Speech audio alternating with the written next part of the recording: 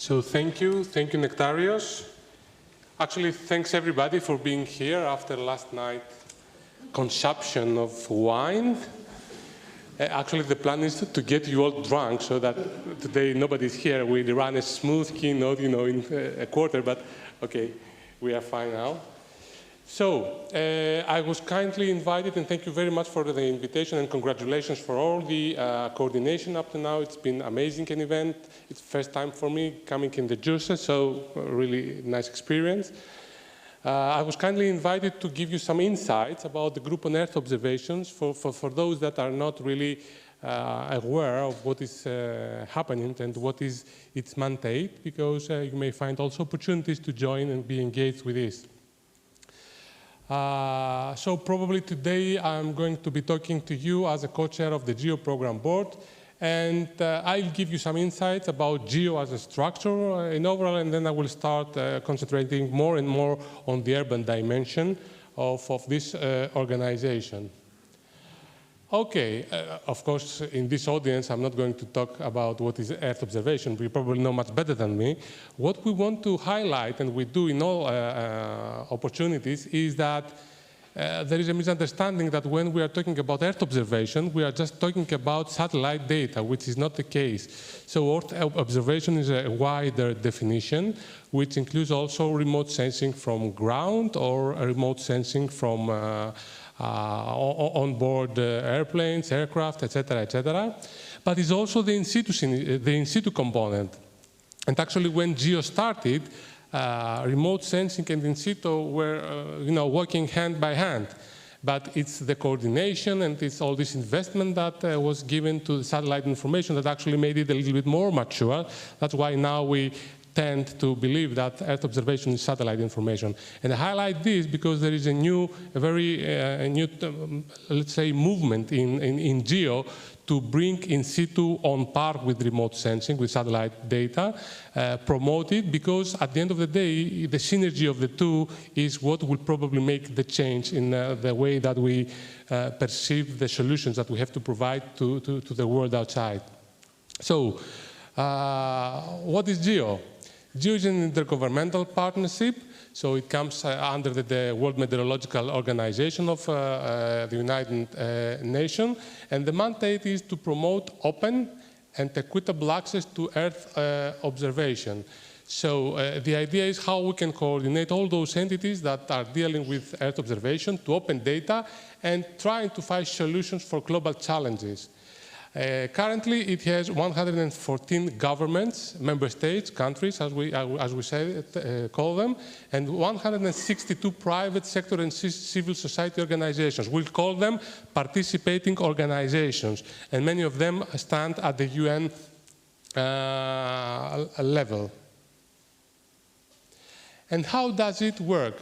So, actually, the work of GEO, I will talk about the structure of GEO, is to collect data or inform people and stakeholders about data which has to do with the observation of Earth and turn them into trusted products, tools, and services. Some 10, 15 years ago, I mean, it was the era that we were talking about data-driven solutions. It was the era that everybody, got anxious and stressed to collect data and have the data and make analysis and stuff. I mean, as the time passed, we really understood that it's not just about collecting data. It's also being able to retrieve them, and make some services that really can be useful. So we started talking about user-driven solutions. So from the data era to user-driven solutions, and this is what we are trying to do in GEO. For this, it is important to go through a co-design process on how we usually are able to decide on the services that have to be delivered. This is something very good in theory and on papers. In every project you will be submitting or you'll be reviewing in your lives, you will see a co-design process, there, because it's a buzzword. But now I think it's getting some structured way on how to do things, and even GEO and the European component of GEO, EuroGeo, is proposing a frame through which you can really do some co-design, and we have tested it. It's working quite well. I think with maturization, with time, it will become even more efficient. And at the end of the day, GEO is also meant to work together with the locals, with the nations, with the countries, the governments, communities and cities in different income countries, but especially low and middle. And one of the mandates at the back of the hand is also to reduce the digital divide in these areas. This is more or less the current map of GEO member states. So you see it's the whole globe.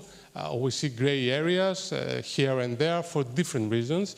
It's a matter of how these countries are organized centrally in GEO, or they are fully not aware of GEO, but there are efforts being made in order to attract all these and cover these gaps.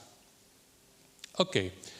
Now, how is GEO activities driven, let's say?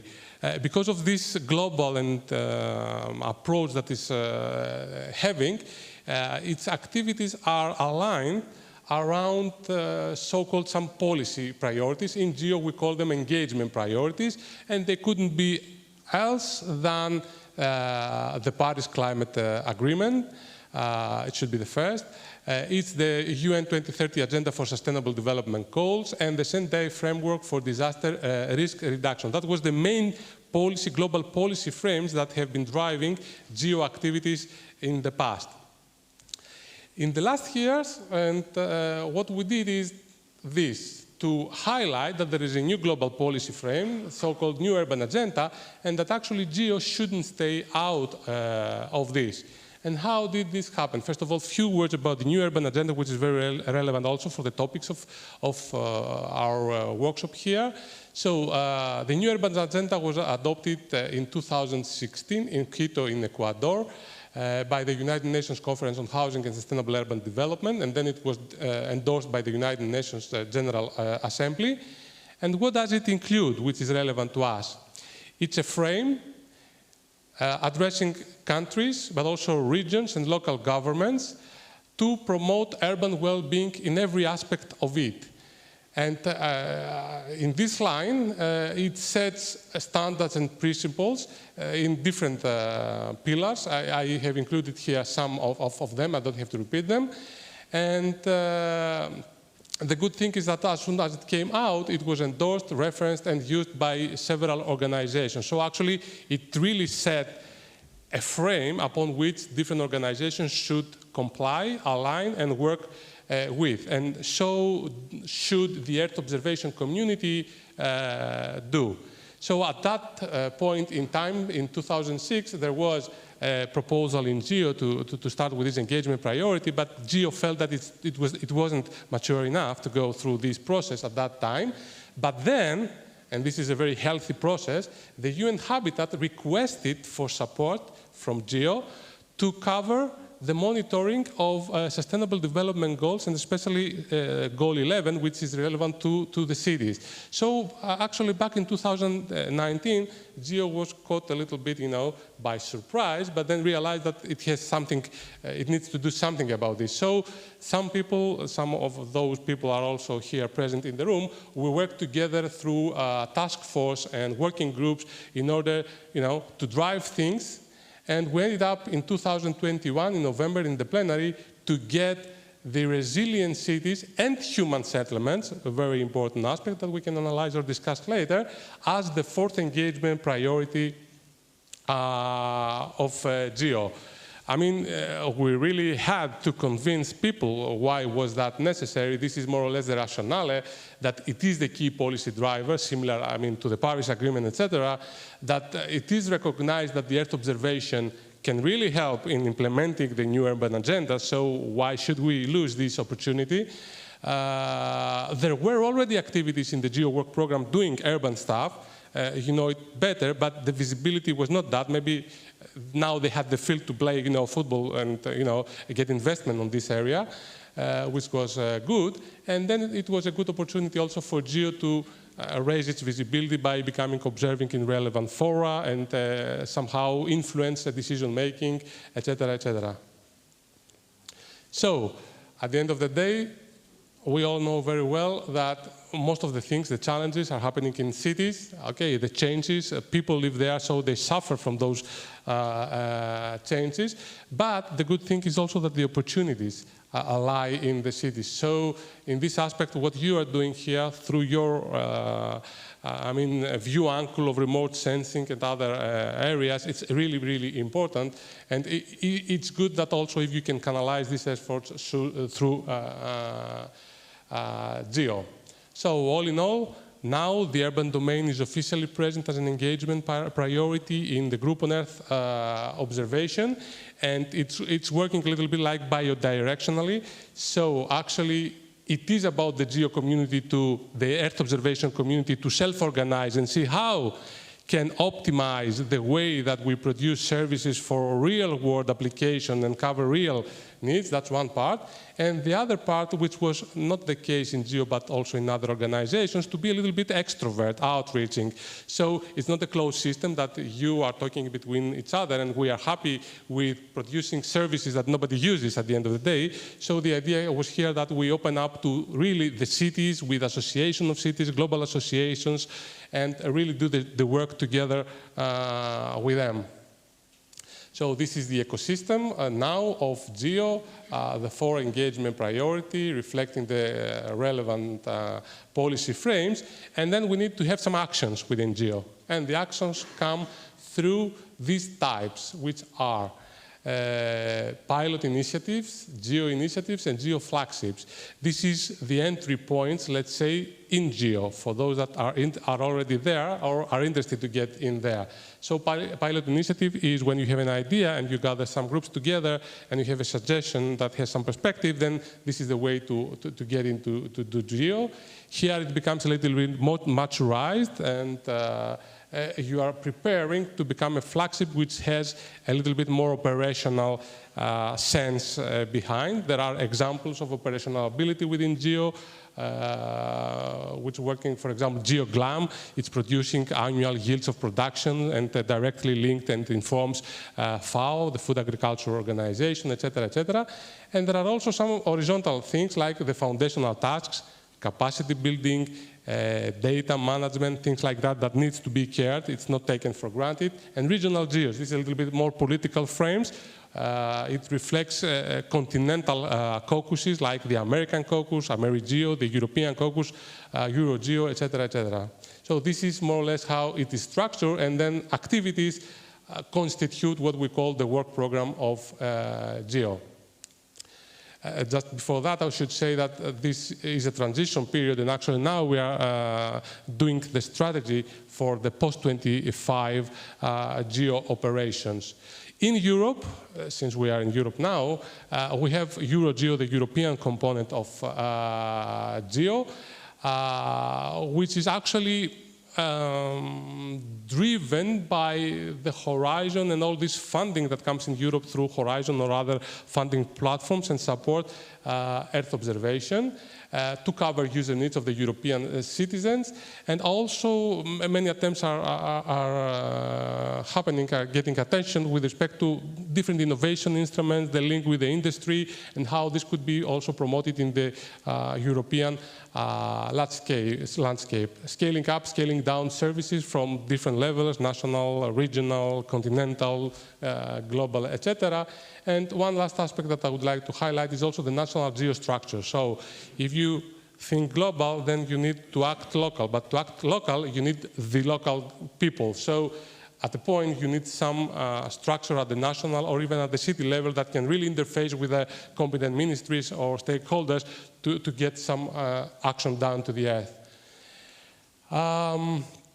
This is probably of your interest, is that EuroGeo is organized around some thematic action groups. These are the titles of some of them, which is, let's say, a thematic self-coordination of the community in Europe to bring forward these aspects.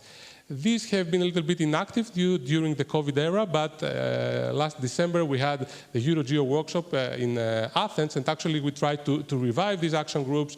The urban group, which is relevant to us, is led by people that you know, Nectarios, Iphigenia, Thomas, etc. So you really have the right people to start incorporating your work in the Euro-GEO, let's say, world. This is here the current status of the activities in GEO. As I told you before, there are 20 pilot initiatives. Many of the names are self-speaking, 19 initiatives and 5 flagships. And the ones shown here are those that are directly linked with the urban domain. Not that there are not urban aspects in other initiatives as well. So EO for Health, EO for SDG, GUOI, Global Urban Observation and Information, the Human Planet Initiative, the Urban Heritage Climate Observatory. So I'll just give you a few examples of some of those initiatives and what they are doing, or what they are trying to do, to get an idea of how a work program activity, let's say, is structured and working. I'll talk you about EO for SDG. So EO for SDG is an initiative that tried somehow to bring together efforts to address the need to use Earth observation for monitoring and achieving sustainable development tools. And they did so, and one of the major outcomes of this work has been the so-called Earth Observation Toolkit for Sustainable Cities and Human Settlements. First of all, this has been an online knowledge resource at the end of the day, which was taking place in collaboration with countries, but also scientific organizations that were working in this domain. And initially, it focused on SDG 11 and really produced indicators for housing, for transport, urbanization, air quality. This is part of our work as well, open space, etc., etc. First of all, as a demonstration to show to the outward that this is feasible. You see, we can actually produce these fields that you want, and then also to help countries implement these indicators by delivering data sets, tools, and guidance documents on how to do this. Just a glimpse of how it looks. It has data that we can find, like GHSL, like the world sediment footprint, viewers, specific indicators in countries, etc., etc. So it would be very interesting, I guess, for any of you to go through the toolkit and see what are the trends, how you can contribute, how you can do your own service or improve the ones that are already there. And we have been having some discussions yesterday about GEOS portal. GEOS portal was meant to be, a global system of systems that would gather all information and give it out to the world. But I mean, the needs and the huge amount of data currently available doesn't really make it work like that. So the trend now is to talk about the GEO Knowledge Hub as a component of this big platform, which is a hub that actually concentrates not just the services, but all those that you need, the papers, the scientific, testimonies of the robustness of the work, the tools, everything that you need to have a holistic idea about a subject. So, in this case, the Earth observation, the EO for SDG toolkit actually was able to deliver 87 toolkit entries in this knowledge hub. So it really made a good example of how this knowledge hub could actually work. So again, I would encourage you to go into the knowledge hub and take a look on how does this work. The second activity is the Urban Heritage Climate Observatory. This is relatively new. So actually, I'll tell you how we did it, so that you know also the pathway to enter into GEO. First of all, it was the recognition that Earth observation is used and can be used for cultural heritage. So we came into contact with UNESCO and especially the World Heritage Center, and we discussed that, okay, there are fragmented projects and results here and there, but actually when you need it, you can't have it. When we want to apply it, we don't know who to address it to. So we need some kind of forum to discuss and try to coordinate all this efforts. And in this aspect, this is what I'm saying, that, for example, there were already applications of remote sensing and Earth observation in different domains relevant to cultural heritage and landscape, and especially with respect to the impacts of climate change on cultural heritage, but you couldn't find all this information. So, the urgency of climate change is there. It's an engagement priority for GEO. The importance and vulnerability, and I would say also the symbolism behind cultural heritage, it's there, and we can really use this. The need for urban resilience, because almost 80% of cultural heritage assets are in cities, and cities are facing the most of the pressures due to climate change and other pressures, and of course the untapped potential of Earth observation. So, with all this, we made the Urban Heritage Climate Observatory to bring together those experts from relevant fields and see how we can work together for a global benefit on this. So there was an overwhelming gathering of interested parties, many of them also at the very high UN level, coming into this initiative. You can more or less see the geographical distribution of these organizations here. And we've been through a process of trying to understand what needs to be done. Currently, what we are doing is to identify and select some pilot cities where there is already ongoing activity, and we are trying to improve this activity and actually use them as nice use cases to demonstrate the power of Earth observation in this area. So at the end of the day, what we want to do is a global platform, but not think of it from the IT, way of things. It could be something distributed or whatever, but to integrate all this information that is needed to address climate change risks on urban heritage, to gather methodologies, actually in collaboration with those cultural heritage stakeholders like UNESCO, ICOMOS, etc., on how we should be addressing this issue, and then spread the word to the outer world, to the stakeholders, to the site managers, go really to the local level. So in this aspect, we have also launched surveys through which we have been trying to understand in the cities what are the climate change and severe weather events that they are suffering from, if they are able to recognize it, what are the impacts they are already facing from these threats, if there are records of their impacts, or if there are impacts that are expected to happen, so more or less to get to know what is the need behind, and also if they are already working with, with the problems they are having in their cities, what type of data they are missing, or what type of measures and actions they would like to see happening. So around all this information, we are trying to make the selection about the pilot cities and start working in this.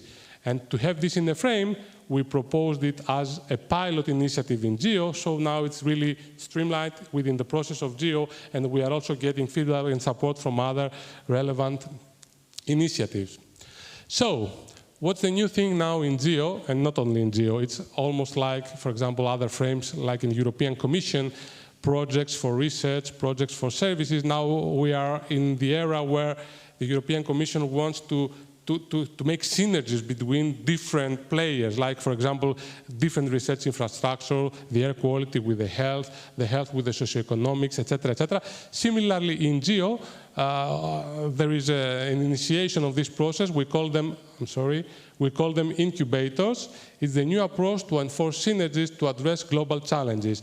There are proposed some of them now, 4 or 5.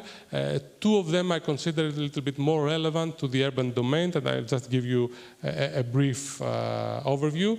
The first one is called the Global Integrated Heat and Health Service. So yesterday, actually, we had a thermal relevant discussion in the other auditorium, very relevant presentations and discussions there. So the objective of this incubator, to which participate, apart from GEO, WMO, the Global Heat Health Information Network, and UN Habitat, is to build a service across time scales to understand the heat patterns in cities, the heat impacts in cities, and try to find solutions on how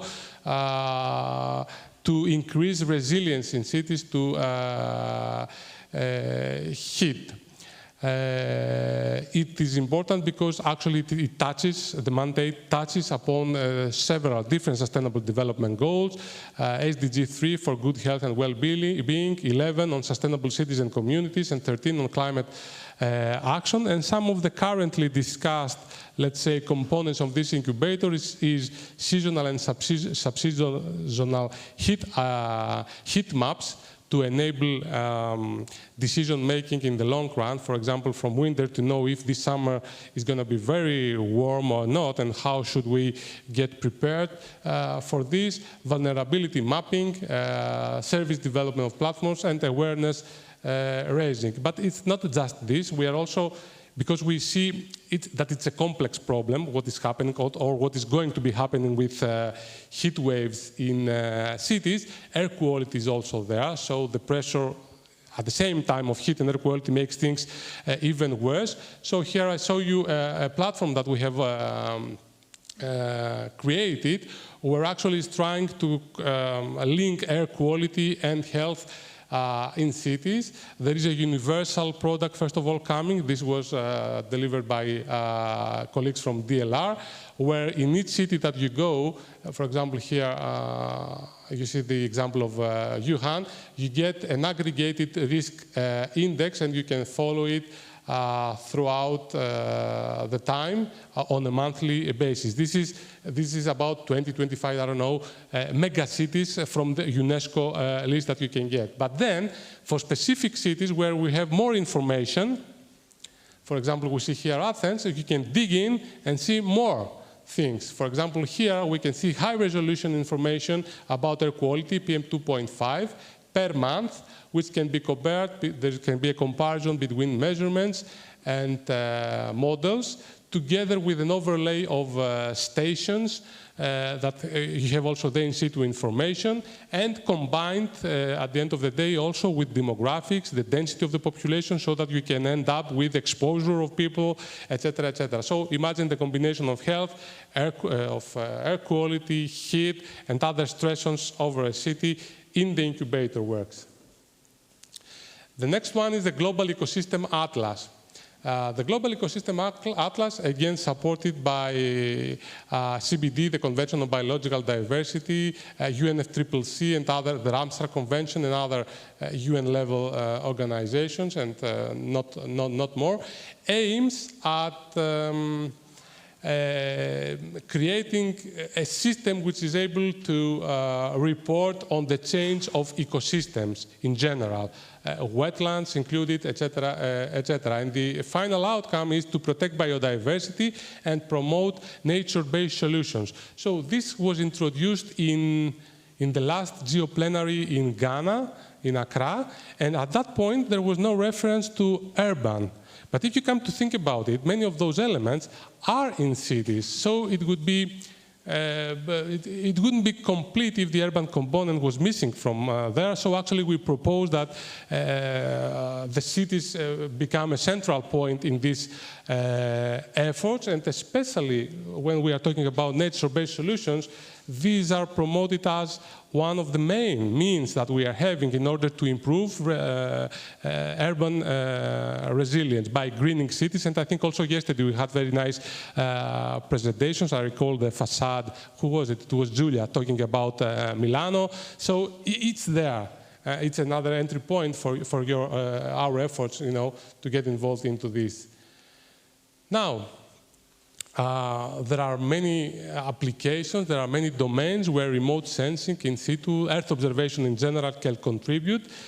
So coming to the end, let's say, of this talk, I will just give you two examples which come from the climate change domain. When we are talking about climate change, for some of us, it sounds a little bit more, friction or far away, like it's all about models, it's all about policy. No, it's also our work that can be very substantial. So I have picked up two examples, one having to do with climate adaptation, and the other one has to do with climate mitigation, both very important aspects. For climate adaptation means what? We need to prepare and to adapt so that when climate change comes, which is already here, we don't suffer much from the impacts of climate change. So it's a project called RSLab, Climate Resilient Regions through Systemic Solutions and Innovations. The buzzword here is systemic. Systemic means that it's not just this direction because I decided so. I have to take into account, you know, socioeconomic aspects, or if this is the right direction. I have to take into account the behavior of the people. So if I do this, will people follow, or there's going to be a disturbance of the system, and I will have, you know, bad outcomes out of this. So in this project, a Green Deal project of 15 million overall, we are, together with Iphigenia, we are leading the Greening Athens Metropolitan Area pilot. And what is our intention there? And you will see how our work is relevant in this thing, is that in order to make decisions about where to green and how to cool and how to clean the city, we need to have some information so that decisions are data-driven. We are exploiting modeling, remote sensing, and decision assessment in different aspects, like, for example, we have climate change projections. We can calculate the accessibility to green areas. We can check with specific metrics the landscape fragmentation. We can map the urban heat island, let's say, intensity and contribution in a city. We can track air quality. All these layers within a system would enable us actually to identify the hotspots, and then together with stakeholders and urban planners, make decisions on where and how to intervene, which is not enough because maybe you do it, but you don't know what is the result. So in this aspect, and I was glad to listen to Roth's presentation yesterday, which touched upon this, we are running simulations of at very high resolution of the microclimate. So actually, we are planting all these interventions in a microclimate model, and we are trying to see that if you plant a park there and a few trees there, and you make a pedestrian in another area, what would be the impact to the microclimate? How much cooling would you be able to improve, or what would be the improvement in air quality? So this is also very good proof for policymakers in order to make or not the decision, because at the end of the day, you have the solution, the envisaged impact, and then you can also make a cost out of it, which is the information actually they need to make a decision, hopefully. So a few aspects, for example, in Athens there is a specific route along which there is a planning for some intervention from the prefecture, from the region of Attica. So we started producing some of those, layers that might be interesting for them. So along the route here, you can see the different land cover and land use aspects of the area. Other types of demographic relevant to the density of population, like the building height, ventilation aspects also, the number of trees in the streets, the temperature at the surface, the temperature on the air. All this is information that is highly supported by remote sensing data from Copernicus data, etc., etc. So that was a first set of information that we could deliver to them. Or, for example, again, along the same path, we could give them fields of PM2.5 or NO2. This is pollution, pollutants, concentrations. And we are enabled in this way to identify hotspots, so in junctions or where traffic is more. So imagine an overlay of layers like that with hotspots here and there, etc., or socioeconomics, poor people, rich people, etc., put all together, and these hotspots and their overlay would really give us the super hotspots, the areas where really, when you have an intervention, it might make the difference. So this is one of the aspects I would like to point out to you. This was the climate adaptation, let's say, application. The second one is about climate mitigation. So it's not just to prepare, it's also how can you decrease the emissions of a city. I mean, in Europe, we are talking about zero carbon cities or carbon neutral cities, carbon neutral buildings. I mean, there should be a way that also us as a community, remote sensing and Earth observation can contribute in this aspect. So this is a project which is trying to exploit Earth observation information from GEO to mitigate greenhouse gases in the areas of buildings, solar energy, and mobility. How do we do it, for example? I again, deliberately picked an example from Greece. So actually, I'm lying. I did that because I had it ready. But anyway, so a few years ago, there was an announcement of the National Plan for Energy and Climate Targets for Greece.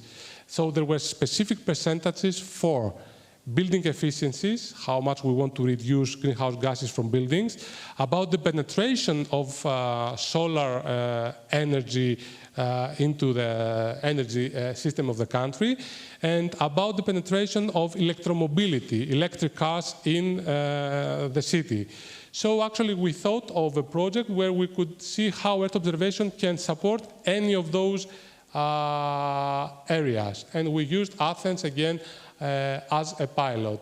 Here the goal was 38%, and I can tell that all this process in order to understand the building stock of the city, etc., was very it was very informative, provided very nice lessons learned, because we had to come in touch with the Hellenic statistics to see how can we get hold of this information, what is the level of information actually available, is there more information that you should use other ways than the open data, pathways in order to get this stuff? Should we go to the Eurostat level, and how can we scale up these efforts? These were excellent, amazing efforts, and actually we are hoping that the new census 2021, which is coming now out at 1 by 1 kilometer resolution, will make things easier. So in the future, I imagine, a dashboard where you don't speak with anybody from Eurostat or Eurostat, you just push a button and the information comes to you.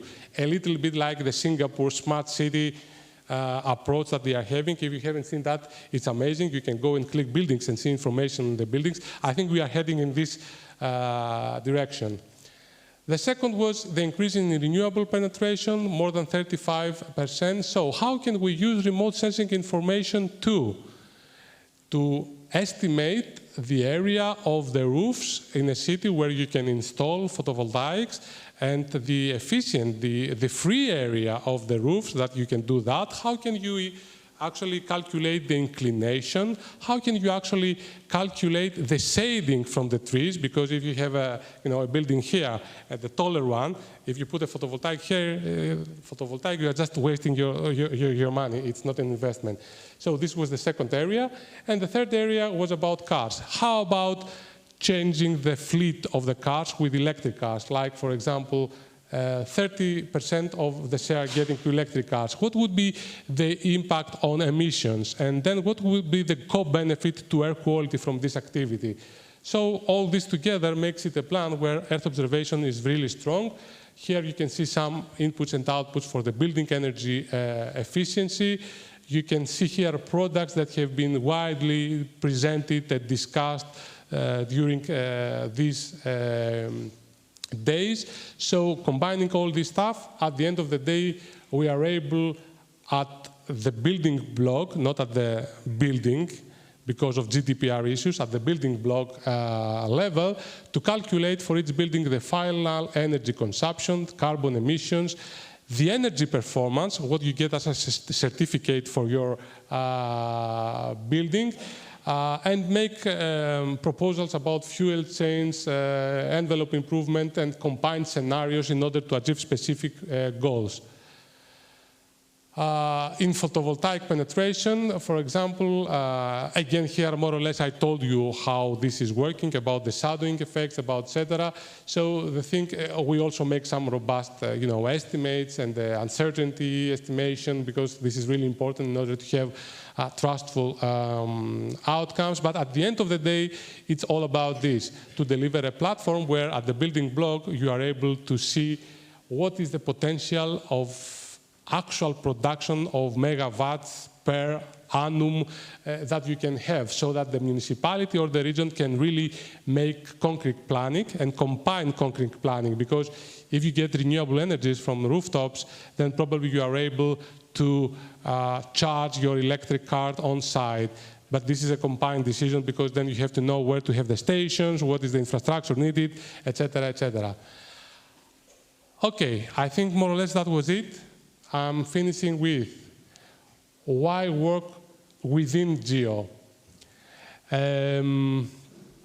Actually, this is the value proposition of GEO, which is we are now trying to somehow improve or make it more relevant to the times. We have started talking about Earth intelligence, still talking about this because, okay, it's not about spying and things like that, but it's the combination of all data and information and retrieval through potentially AI that will increase the wisdom that we need in order to improve things on planet. And for us, most of us coming from the academia and research, GEO actually could be this place where we can share knowledge, co-create solutions to address all these things. And I think this workshop also facilitates very nicely this work. Okay, so where are decisions made? In November this year, actually, we are having the plenary of GEO. The plenary of GEO is happening every year, but every 4 years, there is a ministerial. Ministerial means that the ministers of countries around the world come, listen to the GEO community, listen to the Earth observation community, and decide on some high-level mandate and commit that they will be helping us to deliver in those directions. So this year it's going to happen in Cape Town. And it is important that we, as Earth observation, also follow these processes. The Earth talks, indeed. The Earth shows us about which are the pressures currently, climate change, biodiversity, air quality. The point is, if we can hear it, if we can understand and grasp the palm of the problem, and if we can really work to help solving this problem. So this is what we are trying to do in GEO. This is more or less the structure of GEO, flash talk, showcases. Here is where the plenary sessions take place, and on the last day we will be taking a little bit more high-level decisions. Okay, why to attend? See what are solutions already out there, how we can contribute to this. Unlock actions through synergies, as we said. Okay, if we work all together in a joint manner, I think we can do better than the sum up of each one of us attempts. Demonstrate leadership of the Earth community, of the Earth observation community. GEO is already an observer in IPCC. It's actively contributing. I think it was the first keynote talk of this conference, so you know much about this. And networking about for all of us. And of course, the ultimate incentive to go to the summit is Cape Town, which is an amazingly nice city. Many of you might have already been there, so I would just highlight to get a van and do the winery trip and have an experience like yesterday we had with the wine tasting. Also there would be, it's also Mediterranean climate, huh? One of the spots on the globe which have Mediterranean climate. So, I think that was it. Okay, thank you very much.